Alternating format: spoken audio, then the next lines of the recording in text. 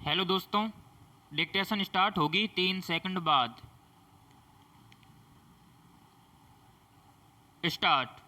धर्म का प्रभाव मूलतः आंतरिक होता है। धर्म जानता है कि भीतर का प्रभाव अपने आप बाहर आए, यही शुभ और वांछनीय है। राज्य सत्ता के वातावरण में धर्मों ने जीवन की अपेक्षा मान्यता पर अधिक भार दिया। मनुष्य का धार्मिक जीवन कैसा भी हो, यदि वह धार्मिक मान्यता से सहमत हो तो इतना काफ़ी है।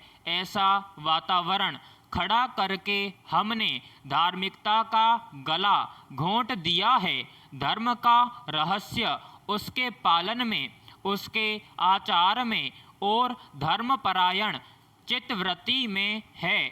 इसके विपरीत धार्मिक मान्यता धर्म के प्रति अभिमान और भिन्न मत के प्रति असहिष्णुता को जन्म देती है। धार्मिक जीवन से धर्मपरायणता उत्पन्न होती है और धर्मपरायणता से ही सर्वधर्म समभाव का विकास होता है। पैराग्राफ। धर्म का अर्थ है जीवन का परिष्करण, जीवन का परिवर्तन। इतनी बात लोगों ने समझ ली है। अब यदि धार्मिकता की रक्षा करनी हो तो धर्मों के बीच के झगड़ों को भूल जाना चाहिए और सारे धर्मों में जो लोग सच्चे धर्मनिष्ठ हैं उन्हें निरे सिद्धांतिक भेदों को भूलकर तथा धर्मों में रही हार्दिक एकता को पहचान कर आपस में संगठित होना चाहिए। हर धर्म में धर्मपरायण लोग भी होते हैं और धर्म के प्रति अभिमानी लोग भी होते हैं। धर्मपरायण लोग धार्मिक जीवन में गहरे उतरते हैं, अपने आप को सुधारने का सतत प्रयत्न करते हैं और इस प्रकार अपनी धार्मिकता की सुगंध चारों तरफ फैलाते हैं। लेकिन धर्म के प्रति अभिमानी लोग ही आज के ज़माने में समाज का नेतृत्व करते हैं। उन्हें धार्मिक आचरण की बिल्कुल परवाह नहीं होती। उन्हें तो धर्म के नाम पर एक संगठन ही खड़ा करना होता है। ऐसे लोग ही अपने धर्म के अनुयायियों को उत्तेजित करके धार्मिक झगड़े शुरू करते हैं अथवा उन्हें चलाते हैं।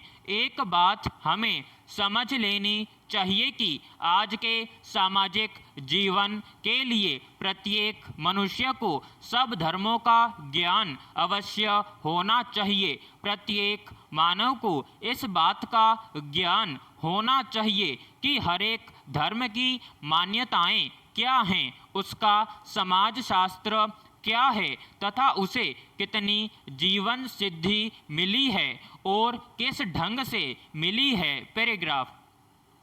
आज तक हम यह मानते और कहते आए हैं कि प्रत्येक मनुष्य के लिए उसका अपना धर्म अच्छा है, सभी धर्म अच्छे हैं, इसलिए न तो कोई अपने धर्म का त्याग करे और न दूसरों के धर्म की निंदा करें। यहाँ तक तो सब ठीक ही है, लेकिन इतने से ही अब हमारा काम नहीं चलेगा। स्वधर्म का सूत्र अब एकांकी लगता है। सब धर्मों के साथ परिचय बढ़ाकर उन्हें पहचान कर उस व्यवस्था में दिखाई पड़ने वाले अपने स्वधर्म का मैं पालन करूँगा। यही आज का पूर्ण धर्म है।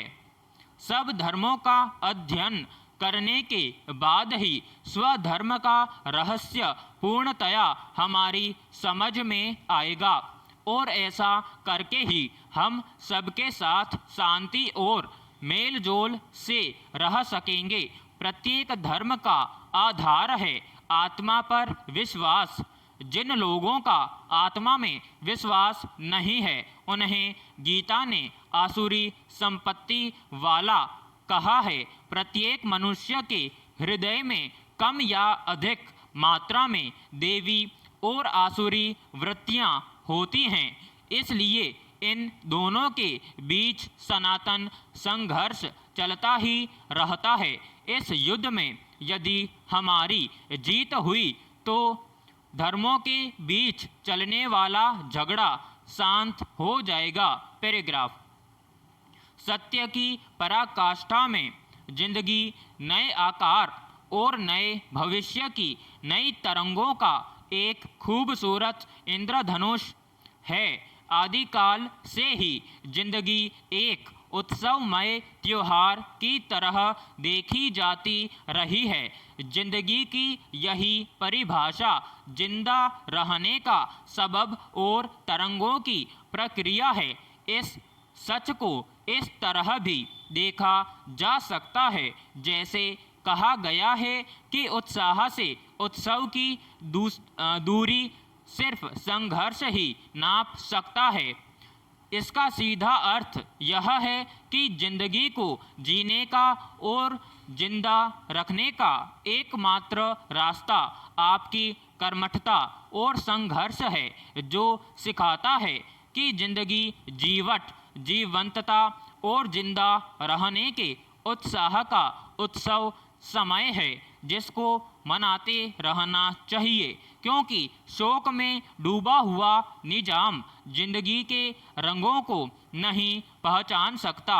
मनुष्य की दुनिया में संवेदना के स्थान ने इसे किसी अपने के जाने के बाद उसके लिए शोक का भाव भरा है, लेकिन दुनिया के चलते रहने के लिए किसी के चले जाने के बाद भी बचे हुए को चलते रहना जरूरी है। पैराग्राफ।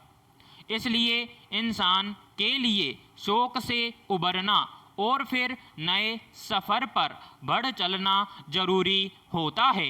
पैराग्राफ। इस आपदा के समय में जब चारों ओर से बेचैनी और दुख की खबरें आ रही हैं, तब अपनी और अपने घर परिवार, दोस्तों, समाज और देश के लिए गहरे संतोष और उत्साह की प्रार्थना जीवन को संबल देती है। निराशा के इन क्षणों में आस की किरणें अभी बाकी हैं और जिंदगी कभी रुकती नहीं है। ठहरा हुआ पानी कुछ देर ठहर सकता है, पर यह समय का चलन है कि यहाँ कुछ भी कभी भी रुकता नहीं है। सब कुछ चलायमान है, तो फिर चिंता, दुख, शोक, व्याकुलता, विवशता और असफलता का रोना धोना किस लिए?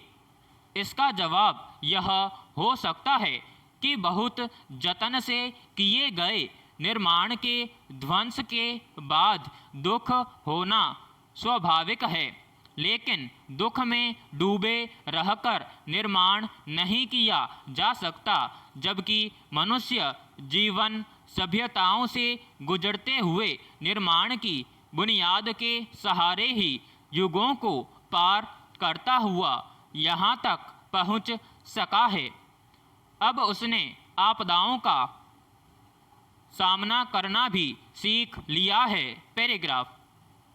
यह समय भले ही बेहद रुदन, पीड़ा और जीवन मरण चुनौतियों के बीच सच्चाई का समय है, लेकिन इसने बहुत कुछ सिखाया भी है।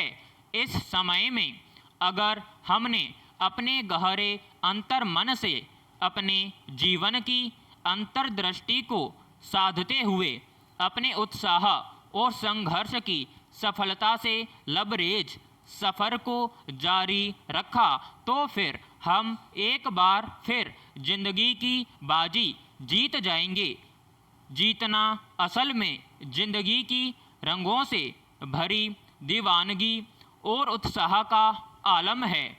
तो फिर क्यों ना संघर्ष और उत्साह के इन रंगों को फिर से आत्मसात करते हुए नए मानवीय सरोकार साकार करते हुए जिंदगी की जिंदा दिली को सलाम करें।